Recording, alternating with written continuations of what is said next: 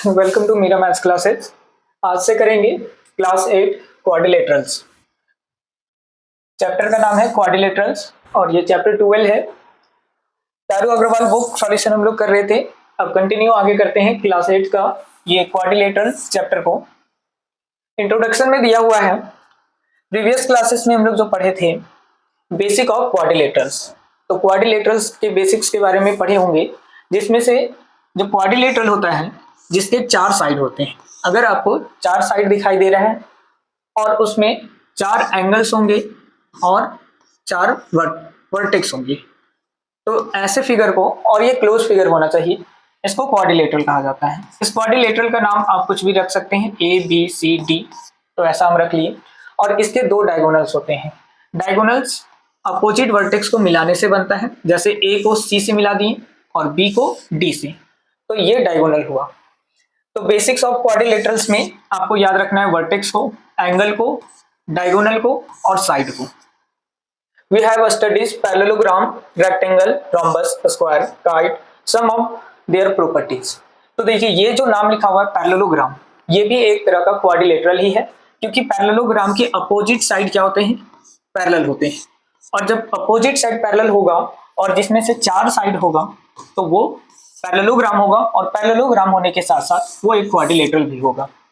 उसके बाद है रेक्टेंगल। तो रेक्टेंगल, ये जो फिगर दिख रहा है ये एक रेक्टेंगल ही है। तो रेक्टेंगल में भी 4 साइड होते हैं, 4 वर्टेक्स होते हैं, 4 एंगल होते हैं और 2 डायगोनल होता है, तो ये भी एक क्वाड्रिलेटरल है रेक्टेंगल। उसके बाद है रोम्बस। रोम्बस का भी कुछ ऐसा ही शेप होता है, जिसमें 4 साइड, 4 एंगल, 4 वर्टेक्स होता है। काइट, जो हम लोग पतंग उड़ाते हैं, वो भी एक तरह का क्या है, क्वाड्रिलेटरल है। काइट का फिगर कुछ ऐसा होता है और ये भी एक क्वाड्रिलेटरल ही है। इसके भी 2 डायगोनल्स होंगे। इसके सारे बेसिक प्रॉपर्टीज को प्रीवियस क्लासेस में हम लोग पढ़े हुए हैं और इसमें भी इसी बात को डिस्कस करेंगे। In this chapter we will learn all those concepts in depth. अब इसमें डीप में हम लोग पढ़ेंगे क्वाड्रिलेटरल्स के सारे प्रॉपर्टीज को और बहुत सारे क्वेश्चन को भी करेंगे। पहला एक क्वाड्रिलेटरल है, जिसके क्वाड्रिलेटरल की प्रॉपर्टी के बारे में समझेंगे। लिखा हुआ है अ क्वाड्रिलेटरल हैज 4 साइड। एक क्वाड्रिलेटरल के पास 4 साइड होता है। तो देखिए यहाँ पे इस साइड का नाम लिख सकते हैं ए बी, ये साइड है ए बी। उसके बाद है बी सी, उसके बाद सी डी और ये डी ए। तो ये 4 साइड है। एक क्वाड्रिलेटरल के 4 साइड्स होते हैं, 4 वर्टेक्स होते हैं, 4 एंगल होते हैं और 2 डायगोनल होता है। ये हम लोग देख चुके हैं कि यहाँ पे 4 साइड हो चुका है, 2 डायगोनल हो चुका है और 4 वर्टेक्स हो चुका है। अब नेक्स्ट है, यहाँ पे दिया हुआ है adjacent side, opposite side of a quadrilateral. अब किसी भी क्वाड्रिलेटरल के एडजेसेंट साइड को देखेंगे तो ये देखिए, एक किसी भी क्वाड्रिलेटरल को बना लेते हैं, इसका नाम पी क्यू आर एस रख लेते हैं। अब समझते हैं कि अपोजिट साइड क्या होता है और एडजेसेंट साइड क्या होता है। तो अपोजिट साइड मतलब जो पी क्यू है, इसके अपोजिट में कौन है, तो अपोजिट में है एस आर। तो एस आर जो हुआ ये इसका अपोजिट साइड हुआ। वैसे ही पी एस जो ये साइड है क्वाड्रिलेटरल का, इसका अपोजिट साइड है क्यू आर। तो अपोजिट साइड जो उसके जस्ट अपोजिट में हो वो अपोजिट साइड कहलाता है। एडजेसेंट साइड क्या होता है, तो एडजेसेंट साइड जस्ट उसके बगल वाला जो साइड होगा, जैसे एस आर के साइड में जो बगल में ही है वो है आर क्यू। तो एडजेसेंट साइड जो होगा एस आर का वो हो जाएगा क्यू आर। तो बगल वाला जो साइड कहलाता है वो एडजेसेंट साइड कहलाता है। यहाँ पे भी देख सकते हैं एक एग्जांपल है सी डी और डी ए। एक क्वाड्रिलेटरल बनाया गया होगा, उस क्वाड्रिलेटरल में जो सी डी है और डी ए एक एडजेसेंट साइड है, इसका नाम रख लेते हैं ए बी सी डी। तो सी डी यहाँ है सी डी और उसके बगल में है डी ए, डी ए। तो ये हो चुका मेरा, यहाँ पे ये वाला जो साइड है वो मेरा एडजेसेंट साइड हुआ। और देख लेते हैं उसके बाद, यहाँ पे 2 sides of quadrilateral no common end point are called opposite side. तो इसका डेफिनेशन होगा अपोजिट साइड का, इसके कोई कॉमन एंड पॉइंट नहीं होने चाहिए। जैसे कि यहाँ पे है पी क्यू और यहाँ है एस आर, इसका कोई भी कॉमन पॉइंट, इन दोनों साइड को मिलाने वाला कोई भी कॉमन पॉइंट नहीं है, तो ऐसे में इसको हम लोग बोलेंगे अपोजिट साइड। अब देखते हैं इसका एडजेसेंट साइड को।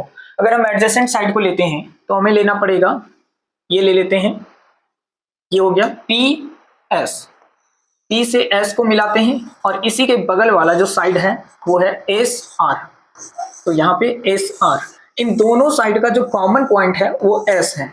तो अगर कॉमन पॉइंट अगर आपको मिल जाता है तो उसे हम लोग बोलेंगे एडजेसेंट साइड।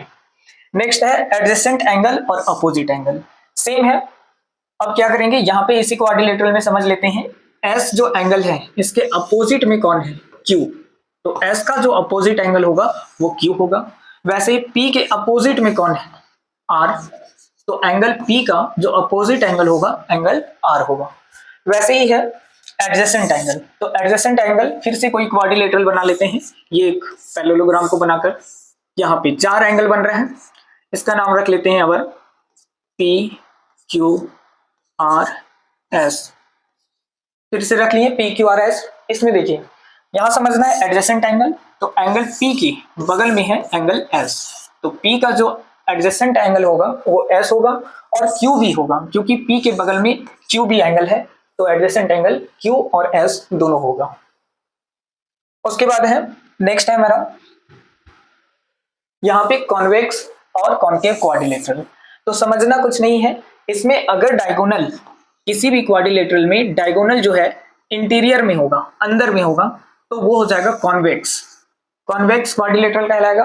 और इसमें देखिए ये जो वर्टेक्स है, 4 वर्टेक्स है 1 2 3 4, अब किसी 2 वर्टेक्स को मिलाइए, हम एस को क्यू से मिलाते हैं, अब ये क्वाड्रिलेटरल से ये बाहर हो गया, इस क्वाड्रिलेटरल के बाहर आ गया, तो जब बाहर आ जाएगा डायगोनल तो उसको हम लोग बोलेंगे कॉन्केव क्वाड्रिलेटरल, और जब उसके अंदर होगा तो उसको बोलेंगे कॉन्वेक्स क्वाड्रिलेटरल। चेक करते हैं, तो यहाँ देखिए इसके वर्टेक्स को मिलाते हैं, ये और ये, इसके अंदर आया, इसके अंदर आया, तो इसको हम बोलेंगे कॉन्वेक्स क्वाड्रिलेटरल। इसमें भी सेम है, ये क्वाड्रिलेटरल है और दोनों डायगोनल इसके इंटीरियर पार्ट में ही रह जाएगा, तो ये हो जाएगा मेरा कॉन्वेक्स क्वाड्रिलेटरल। वैसे ही ये और ये। नेक्स्ट है, अब सभी क्वाड्रिलेटरल को यहाँ देखिए, इस वर्टेक्स को इससे मिला रहे हैं तो ये बाहर आ जा रहा है क्वाड्रिलेटरल से बाहर, तो ये कॉन्केव हुआ, ये कॉन्केव क्वाड्रिलेटरल, ये भी कॉन्केव और ये भी कॉन्केव क्वाड्रिलेटरल हो जाएगा। नेक्स्ट है angle sum property of quadrilateral, ये बहुत ही इंपॉर्टेंट प्रॉपर्टी है। जब भी आप क्वाड्रिलेटरल को देखिएगा तो इसके किसी भी शेप में हो क्वाड्रिलेटरल होना चाहिए और 4 साइड होना चाहिए, तो इसके इंटीरियर जो एंगल्स बनेंगे 1 2 3 4, एंगल 1 एंगल 2 एंगल 3 और ये एंगल 4, इन 4 एंगल का जो सम होगा, सम का मतलब होता है addition, angle 1 plus angle 2 plus angle 3 plus angle 4 is equal to 360 degree, तो लिखेंगे 360 डिग्री। ये 4 एंगल का सम हमेशा 360 डिग्री होगा। आप ऐसे भी लिख सकते हैं angle A B C D सभी का सम 360 डिग्री। नाम रखना होगा क्वाड्रिलेटरल का नाम ए बी सी और ये डी, तो ऐसे लिखेंगे, और नहीं तो आप एंगल लेट करके एंगल 1 प्लस 2 3 4 5 4 तक करके आप एंगल सम प्रॉपर्टी लगाकर 360 डिग्री कर देंगे। इसको कॉन्ग्रुएंट करने के लिए आपको बाद में समझाएंगे। नेक्स्ट है exterior angle sum property of quadrilateral. तो इंटीरियर को तो देख लिए, अगर हम अंदर एंगल को सम करते हैं तो वो हो जाएगा 360 डिग्री। अगर हम बाहर वाले एंगल्स को भी सम करते हैं, ये और ये, तो इसका भी सम 360 डिग्री ही होगा। यहाँ पे देखिए ये angle 1 angle 2 angle 3 angle 4 is equal to 360 degree, इसका भी प्रूफ बाद में करेंगे। और ये है interior angle sum property of quadrilateral, तो बाहर के एंगल का भी सम 360 डिग्री ही होगा। एक्सरसाइज में क्वेश्चन आएगा प्रूव करने के लिए, तो इसको प्रूव करेंगे। वैसे आप याद रखिए इंटीरियर एंगल का सम भी 360 डिग्री और एक्सटीरियर एंगल का भी सम क्वाड्रिलेटरल में 360 डिग्री ही होता है। नेक्स्ट है, अब आ जाते हैं एक्सरसाइज 12.1 क्वेश्चन नंबर 1 है, choose the quadrilateral which is not convex, कौन कॉन्वेक्स नहीं है। तो देखते हैं, सबसे पहले कॉन्वेक्स को पता कर लेते हैं। अभी बताए थे कि अगर उसका डायगोनल इंटीरियर में होगा तो वो कॉन्वेक्स होगा, तो इसको लिखेंगे कॉन्वेक्स, क्योंकि इसके डायगोनल्स इसी क्वाड्रिलेटरल के अंदर है। यहाँ पे भी ये हो जाएगा कॉन्वेक्स। लेकिन ये देखिए, इसका और इसका वर्टेक्स को अगर हम मिला देते हैं, ये और ये वर्टेक्स मिला, तो ये क्वाड्रिलेटरल के बाहर चला गया, और जब क्वाड्रिलेटरल के बाहर चला जाएगा तो ये कॉनकेव क्वाड्रिलेटरल हो जाएगा, तो हम यहाँ लिखेंगे कॉनकेव, और ये भी हो जाएगा कॉन्वेक्स ही। तो हमें यहाँ पे सेलेक्ट करना है नॉट कॉन्वेक्स, तो नॉट कॉन्वेक्स में है ये, क्योंकि ये कॉनकेव हो गया। तो क्वेश्चन नंबर 12 का जो क्वेश्चन नंबर 1 है, उसका ए का जो आंसर होगा वो होगा ऑप्शन नंबर 3। क्वेश्चन नंबर 2 को करते हैं। तो क्वेश्चन नंबर 2 है, if the side of quadrilateral are extended in an order the sum of the 4 exterior angle is. तो देखिए, अगर आपके पास एक क्वाड्रिलेटरल है और इस क्वाड्रिलेटरल को एक्सटेंड किया जा रहा है इसके साइड को, if the side of quadrilateral are extended, extended का मतलब होता है बढ़ाना। अब यहाँ पे ये जो मेरा साइड है, इस साइड को हम आगे बढ़ा दिए, वैसे ही इस साइड को आगे बढ़ा दिए, और ये साइड को आगे बढ़ा दिए, और ये साइड को भी आगे बढ़ा दिए। अब यहाँ पे 4 एंगल बनेगा, 1 2 3 4।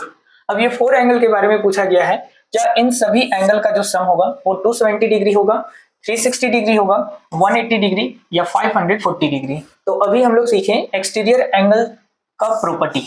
एक क्वाड्रिलेटरल में एक्सटीरियर एंगल का जो सम होता है वो 360 डिग्री होता है, और इंटीरियर एंगल का भी सम 360 डिग्री होता है। तो यहाँ पे एक्सटीरियर का पूछा गया है, तो एक्सटीरियर में भी यहाँ पे टिक लगेगा 360 डिग्री। क्वेश्चन नंबर सी को करते हैं। तो क्वेश्चन नंबर सी है, if the sum of 3 angle of quadrilateral is 290 degree, what will be the measure of 4th angle. तो 4th एंगल को पूछा गया है, ये 4th एंगल क्या होगा जिसमें से 3 एंगल का सम 290 डिग्री दिया गया है। सम का मतलब एडिशन, जैसे ये angle 1 plus angle 2 plus angle 3 plus angle 4 is equal to 360 degree. ये होता है एक क्वाड्रिलेटरल में इंटीरियर एंगल का सम, जिसमें से दिया हुआ है सम ऑफ 3 एंगल्स, मतलब एंगल 1 एंगल 2 एंगल 3 का जो सम दिया हुआ है वो दिया हुआ है 290 डिग्री। अब ये जो 4th एंगल है उसे फाइंड करना है। तो 4th एंगल, ये 3 एंगल का सम 290 लिख लिए, angle 4 is equal to 360 degree. तो एंगल 4 निकालना है, तो एंगल 4 को निकाल लेते हैं। यहाँ है 360 डिग्री, तो 360 डिग्री रहेगा। ये जो 290 डिग्री है प्लस में LHS में, तो जब ये RHS में चला जाएगा तो ये माइनस में हो जाएगा 290। अब माइनस करते हैं, तो एंगल 4 इज इक्वल टू हो जाएगा 0 माइनस 0 0, 16 माइनस 9 7, यहाँ बच जाएगा 2, 2 माइनस 2 0। तो एंगल 4 का जो वैल्यू होगा वो होगा 70 डिग्री। ऑप्शन में ढूंढेंगे तो 70 डिग्री ऑप्शन नंबर 3 में है, तो टिक लग जाएगा ऑप्शन नंबर 3।